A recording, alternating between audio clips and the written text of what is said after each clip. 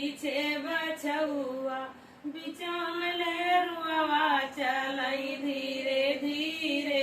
कन्हा तेरी मुरली बजे धीरे धीरे कन्हा तेरी मुरली बजे धीरे धीरे आगे आगे चंदा चलई पीछे सूरजवा आगे आगे चंदा चलई पीछे सूरजवा बिचौन